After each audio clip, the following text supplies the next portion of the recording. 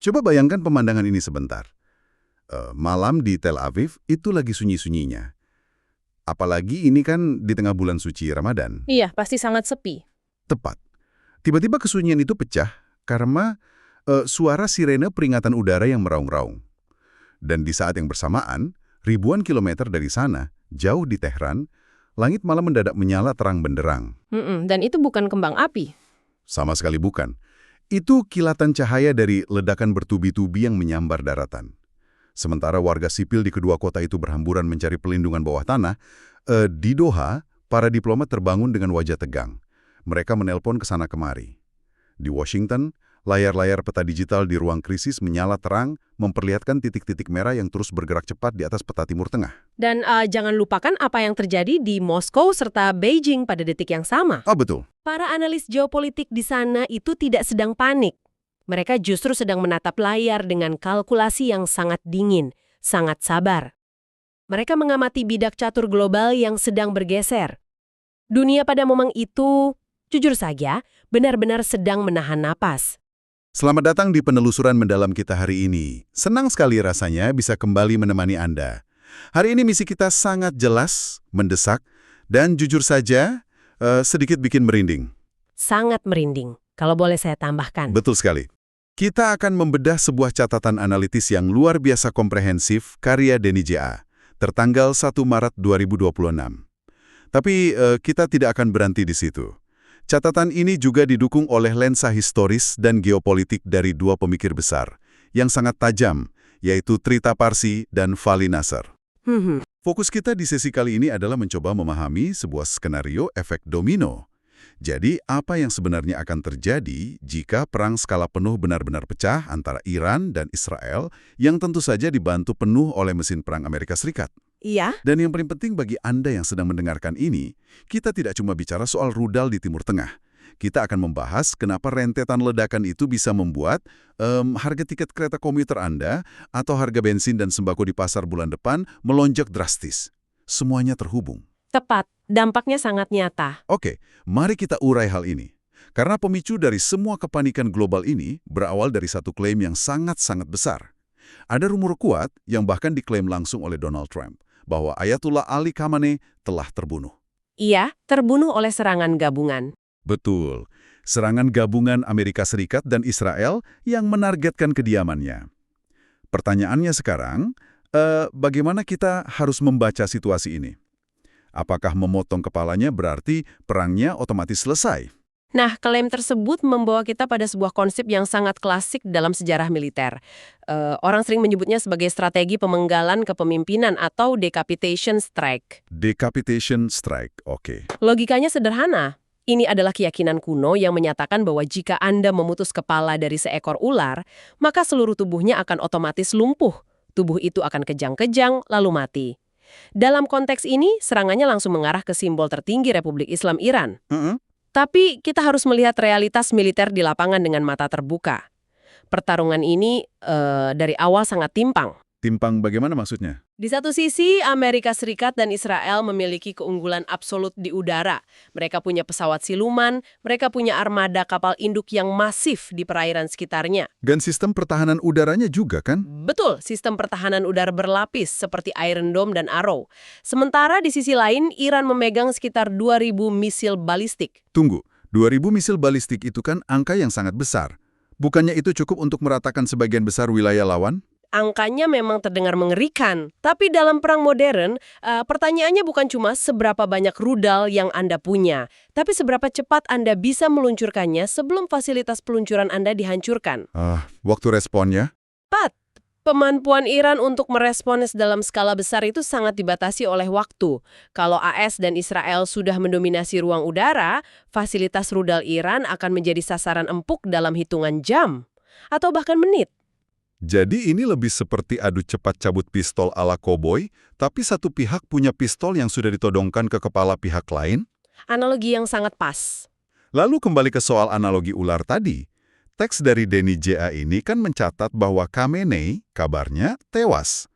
Apakah benar rezim Iran akan langsung kolaps begitu saja kalau pemimpin tertingginya hilang? Yang sangat menarik di sini adalah asumsi bahwa kematian seorang pemimpin tertinggi otomatis meruntuhkan Iran itu keliru besar. Rezim ini tidak bodoh. Tentu saja. Mereka sudah hidup di bawah bayang-bayang ancaman pembunuhan selama puluhan tahun. Mereka telah mempersiapkan diri untuk skenario terburuk semacam ini. Menurut catatan yang kita bedah, Khomeini sebenarnya telah menunjuk 3 calon penerus sejak terjadinya Perang 12 Hari pada tahun lalu. Oh, sudah disiapkan jauh-jauh hari. Iya, dan laporan terbaru bahkan menyebutkan bahwa saat ini sudah ada 4 lapis suksesi yang siap dijalankan. 4 lapis, jadi ada rencana A, B, C, dan D. Tepat sekali. Dan proses transisi ini tidak bergantung pada 1 atau 2 jenderal saja. Prosesnya dikendalikan oleh institusi yang sangat mengakar, salah satunya bernama Majelis Ahli.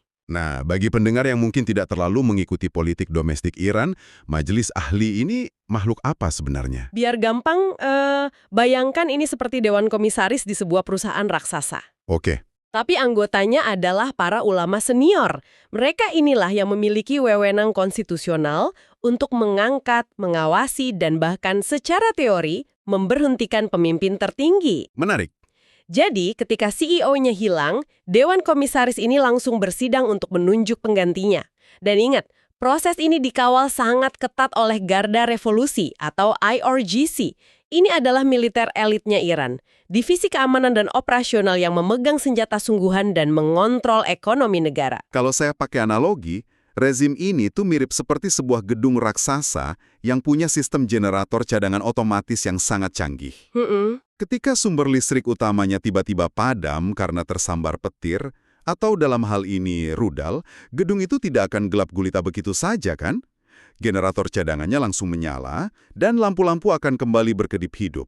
Institusinya jauh lebih tahan lama dan lebih kokoh daripada sosok individu pemimpinnya.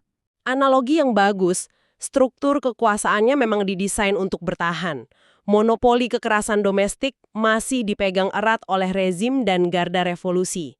Iya. Tanpa adanya pemberontakan massal dari jutaan rakyat yang disertai dengan pembelotan dari dalam tubuh militer, itu sendiri negara tersebut tidak akan langsung hancur menjadi debu hanya karena satu figur di pucuk pimpinan hilang.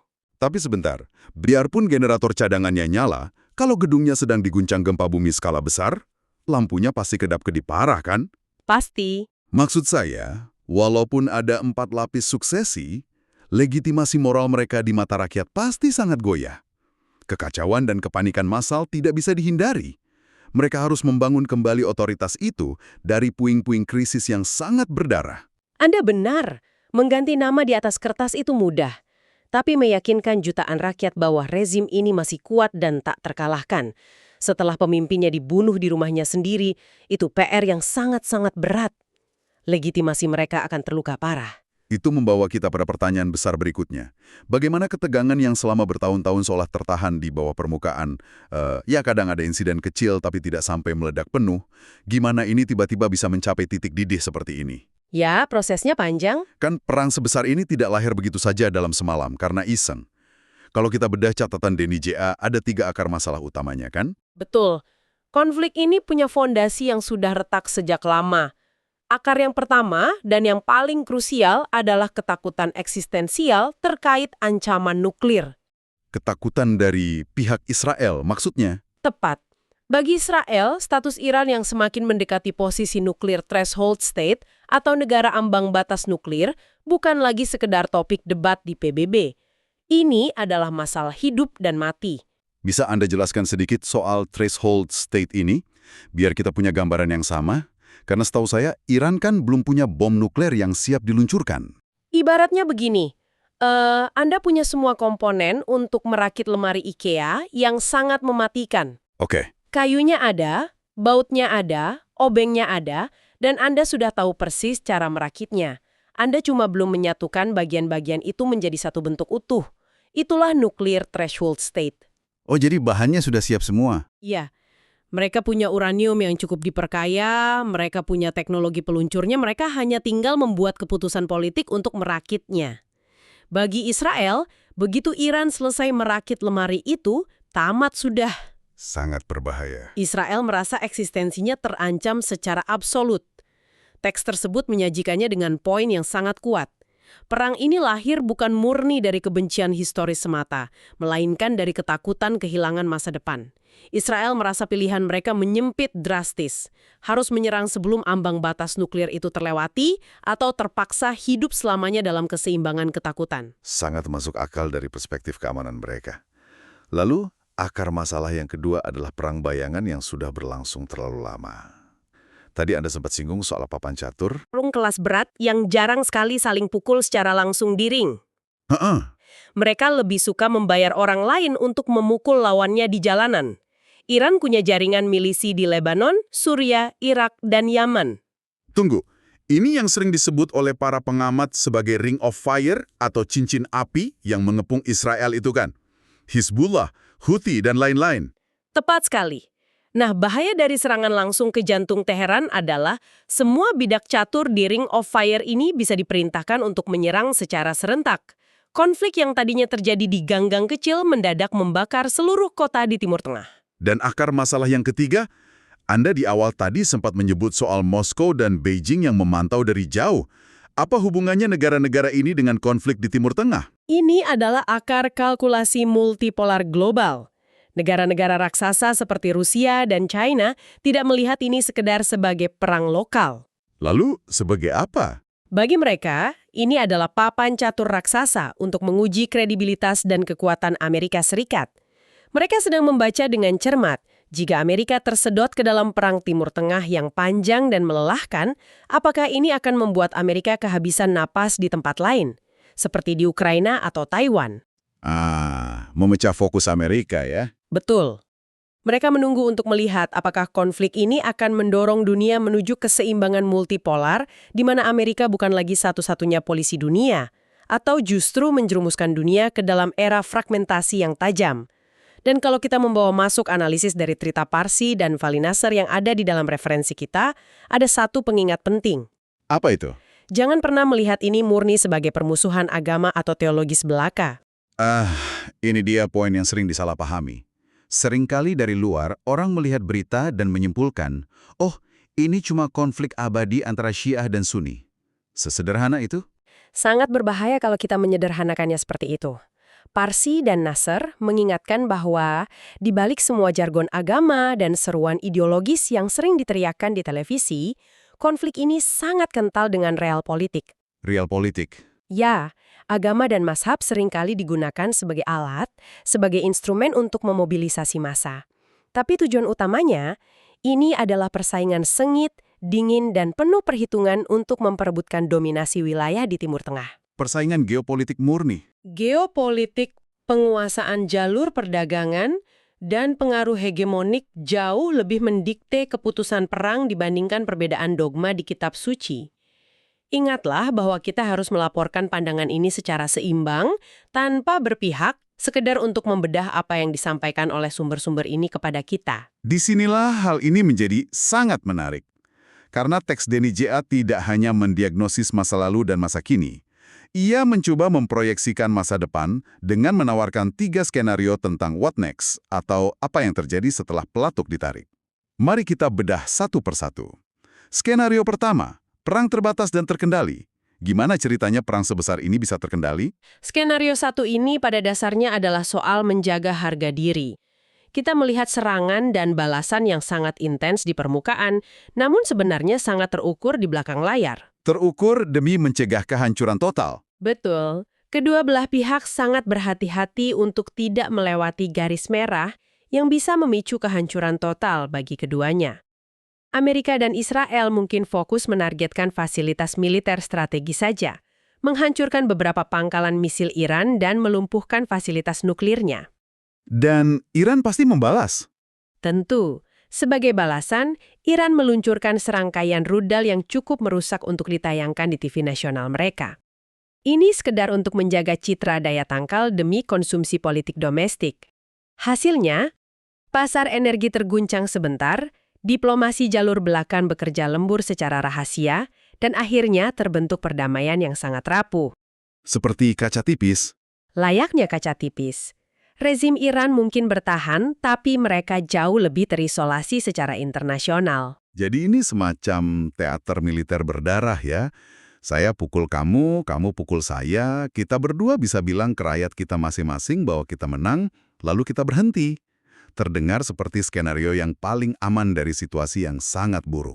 Secara teori, iya. Tapi masalahnya begini, itu kan kalau semua rudal jatuh di titik yang disepakati secara diam-diam. Gimana kalau ada satu rudal saja yang meleset?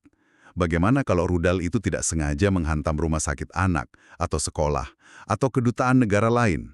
Skenario terkendali ini pasti langsung ambyar kan? Dan kekhawatiran Anda itu yang mengantarkan kita langsung ke skenario 2, perang regional yang melebar. Ini adalah mimpi buruk logistik dan ekonomi bagi seluruh dunia. Eskalasinya gagal dibendung. Tepat, ketika eskalasi gagal dibendung, konflik meluap melampaui perbatasan. Kelompok Hizbullah di Lebanon menembakkan puluhan ribu roketnya ke Israel Utara. Milisi di Syria dan Irak bergerak menyerang pangkalan-pangkalan militer AS di kawasan itu. Namun dari semua itu, titik paling mematikan bagi kita yang berada jauh dari zona perang ada di satu perairan sempit, Selat Hormuz. Selat Hormuz, jalur air super sempit di mana sekitar 20% dari total pasokan minyak dunia melintas setiap harinya. Betul, begitu perang melebar, Iran hampir pasti akan menggunakan taktik asimetris mereka dengan menutup atau menebar ranjau di Selat Hormuz. Dan dampaknya? Jika kapal tanker tidak bisa lewat, harga minyak mentah dunia tidak hanya naik, tapi meroket tak terkendali ke level yang belum pernah kita lihat. Selain itu, skenario 2 mencakup perang cyber yang masif. Oh iya, Iran kuat di cyber. Sangat kuat. Kapabilitas siber mereka tidak bisa diremehkan. Bayangkan, jika infrastruktur finansial di barat diserang, rumah sakit kehilangan akses ke data pasien, jaringan listrik di kota-kota besar padam, Amerika terpaksa melebarkan operasinya untuk mengamankan jalur laut, dan dunia seketika terseret ke dalam krisis sistemik global. Negara-negara berkembang akan langsung dihantam krisis pangan dan energi secara bersamaan. Gila. Mengguncang seluruh arsitektur ekonomi dunia hanya karena urat nadi energinya dicekik. Nah, kalau tekanan dari luar dan sanksi ekonominya seberat itu, kondisi di dalam negeri Iran sendiri pasti tidak akan diam saja kan? Rakyat yang lapar dan ketakutan pasti akan bergerak. Sangat mungkin. Itu membawa kita ke skenario 3, guncangan politik dan perubahan rejim. Catakan Denny Jaah menyoroti satu nama spesifik yang muncul di tengah kekacauan ini, yaitu Reza Pahlavi. Ya, Reza Pahlavi adalah putra tertua dari Syah terakhir Iran yang digulingkan pada revolusi 1979. Dalam skenario ini, tekanan ekonomi dan militer memicu protes massa yang tak terbendung di jalan-jalan Teheran dan kota lainnya. Protes yang masif. Di tengah kekacauan itu, Reza Pahlavi tampil ke publik, berpidato dari pengasingannya. Ia menyerukan agar rakyat dan faksi militer yang kecewa bangkit menumbangkan sisa-sisa rezim Ayatollah. Ia menawarkan dirinya sebagai figur transisi menuju Iran yang demokratis dan sekuler. Terdengar seperti skrip film Hollywood yang heroik. Tapi tunggu dulu, bukannya sosok Pahlavi ini justru punya beban sejarah yang sangat berat? Dia kan sangat memecah opini rakyat Iran sendiri. Dengan aturan ketat rejim, Pahlavi adalah simbol harapan, nostalgia akan masa lalu Iran yang modern dan terbuka. Tapi bagi kelompok lain, Bagi kelompok masyarakat yang lain, namanya membawa bayang-bayang trauma dari kediktatoran monarki lama. Mereka ingat Safak, polisi rahasia ayahnya yang brutal. Dosa-dosa masa lalu monarki belum sepenuhnya diampuni. Dan ada pelajaran sejarah yang sangat pahit di sini. Coba kita lihat apa yang terjadi di Irak setelah Saddam Hussein digulingkan, atau di Libya setelah Qaddafi dibunuh. terjadi kekosongan kekuasaan yang luar biasa. Power vacuum, tepat, mengukuhkan rezim otoriter dari luar atau lewat pemberontakan mendadak, seringkali tidak melahirkan demokrasi yang indah, melainkan kekosongan kekuasaan. Tanpa institusi sipil yang kuat, kekosongan ini dengan cepat diisi oleh faksi-faksi bersenjata, milisi lokal, dan kelompok radikal yang saling membantai demi kekuasaan. Malah jadi perang saudara. Ya, perang saudara yang menyusul bisa jauh lebih panjang dan merusak nasib rakyat Iran daripada perang dengan Israel itu sendiri. Jadi, di skenario 3, ancaman terbesarnya adalah Iran bisa terpecah belah menjadi negara gagal. Luar biasa kompleks dan berlapis-lapis. Kita sudah menjelajahi strategi perangnya, sejarah geopolitiknya, sampai potensi runtuhnya sebuah peradaban modern. Jadi apa arti dari semua ini? Pertanyaan yang sangat penting. Terutama bagi Anda yang sedang mendengarkan ini. Mungkin Anda sedang terjebak macet menyetir sepulang kerja di Jakarta, atau sedang menyeruput kopi di teras rumah. Secara geografis, Indonesia itu sangat jauh dari rentetan rudal di Timur Tengah. Kita juga bukan pemain militer yang punya kepentingan langsung di sana. Kenapa kita harus peduli dengan apa yang terjadi di Selat Hormuz? Karena di era globalisasi, dampak dari bom yang jatuh di Teheran tidak memerlukan paspor untuk sampai ke meja makan Anda. Teks tersebut mengingatkan kita dengan keras bahwa efek dominonya akan memukul dapur rumah tangga setiap warga negara, termasuk di Indonesia. Langsung ke dapur kita ya. Betul. Mari kita pakai skenario 2 tadi sebagai contoh nyata.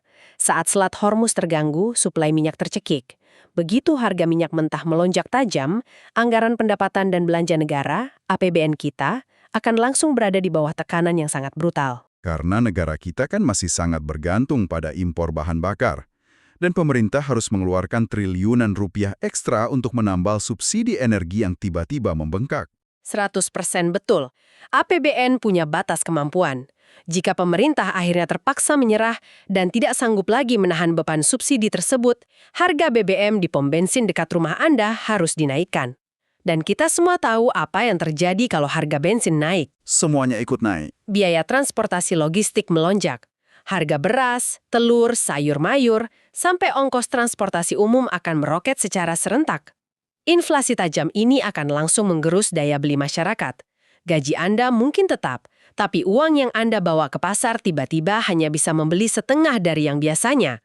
Jadi iya, ledakannya di sana, tapi gelombang kejut ekonominya langsung menghantam dompet Anda. Itu gambaran yang sangat nyata dan jujur cukup menakutkan. Lalu, dengan ancaman senyata itu, apa yang disarankan oleh teks ini sebagai langkah yang harus diambil oleh Indonesia? Kita kan tidak bisa sekedar duduk pasrah menunggu harga barang naik. Jika kita hubungkan ini dengan gambaran yang lebih besar, teks ini membedah dua ranah tanggung jawab bagi Indonesia, strategis dan moral. Secara strategis, Indonesia dituntut bangun dari tidur panjang soal ketahanan energi. Transisi energi. Ya, kita harus mempercepat transisi ke sumber daya energi yang lebih mandiri, baik itu panas bumi, surya, atau bioenergi, agar nasib ekonomi kita tidak terus disandra oleh geopolitik berdarah di Timur Tengah. Di jalur diplomasi, prinsip politik luar negeri bebas aktif kita akan diuji habis-habisan. Kita harus lincah bernavigasi, tidak boleh terseret menjadi pion bagi blok Amerika ataupun blok Rusia-China. Dan ada tanggung jawab moral yang cukup berat juga, yang disinggung, mengingat posisi kita sebagai negara dengan populasi muslim terbesar di dunia. Apa peran yang harus kita mainkan? Peran untuk menyuarakan kewarasan di tengah histeria massal. Ketika dunia dan para pemimpin di Timur Tengah sudah terbutakan oleh logikan mata ganti mata dan pembalasan dendam yang tak berujung, Indonesia memiliki legitimasi moral untuk menekan forum internasional. Kita harus menjadi pihak yang terus mendesak agar ruang diplomasi dibuka paksa. Mengingatkan bahwa di bawah panji-panji perang suci atau pertahanan negara, yang paling banyak mati selalu warga sipil yang tidak tahu apa-apa. Mengubah narasi dari unjuk kekuatan militer menjadi upaya absolut menyelamatkan nyawa kemanusiaan. Sangat mendalam. Saat kita perlahan-lahan menurunkan tempo diskusi yang cukup intens ini, ada satu kutipan puetis, namun sangat menghentak, dari catatan Denny J.A. yang ingin saya bacakan secara langsung untuk Anda. Bunyinya seperti ini. Silahkan. Yang paling mahal bukanlah rudal yang diluncurkan, melainkan masa depan yang tertunda dan generasi yang tumbuh dalam bayang-bayang ketakutan. Ini adalah sebuah refleksi humanis yang memaksa kita berhenti sejenak. Pada akhirnya, perang dengan skenario apapun selalu meninggalkan reruntuhan. Selalu. Api dari ledakan bom memang bisa dipadamkan oleh pemadam kebakaran. Bangunan bisa dicor ulang. Tetapi luka sejarah dan trauma sebuah bangsa seringkali bertahan melintasi beberapa generasi. Jauh lebih lama daripada asap yang mengupul di udara. Di tengah puing-puing geopolitik ini, kemenangan yang sejati sama sekali bukan terletak pada seberapa hancur ibu kota negara lawan Anda. Kemenangan sejati para pemimpin dunia hari ini seharusnya bersandar pada keberanian mereka menukar ego kekuasaan dan ambisi penaklukan dengan diplomasi demi menyelamatkan kemanusiaan. Dan juga boleh, saya ingin menambahkan satu hal dari analisis tadi. Teks tersebut menyebutkan bahwa institusi dan sistem kekuasaan bisa bertahan dari kematian seorang pemimpin. Tetapi legitimasi moral harus dibangun kembali dari nol jika hancur. Ini memunculkan satu pemikiran penting untuk direnungkan oleh Anda yang mendengarkan sesi ini. Mari kita dengar. Jika harga dari Perang Timur Tengah ini adalah satu generasi utuh yang tumbuh dalam trauma, kemarahan, dan ketakutan absolut, apa yang akan terjadi pada arsitektur geopolitik dunia ketika generasi yang ketakutan tersebut, beberapa dekade dari sekarang, akhirnya menjadi pihak yang memegang kendali atas tombol-tombol nuklir itu sendiri? Apakah siklus ketakutan ini akan pernah benar-benar berakhir, atau sejarah pada akhirnya hanya akan mengganti wajah para pemainnya di atas panggung yang sama berdarahnya? Sebuah pertanyaan tajam yang menuntut renungan panjang dari kita semua. Menyadarkan kita bahwa keputusan hari ini membentuk ancaman di masa depan. Terima kasih banyak telah menemani kami dalam sesi diskusi yang padat dan intens ini. Menyelami dinamika global dan geopolitik peperangan memang seringkali membuat kita merasa kecil dan menakutkan. Tetapi memahaminya secara utuh adalah langkah pertama untuk menjadi warga dunia yang lebih bijak. Sampai jumpa di penelusuran mendalam kita yang berikutnya, dan tetaplah menjaga kewarasan di tengah dunia yang makin bising ini.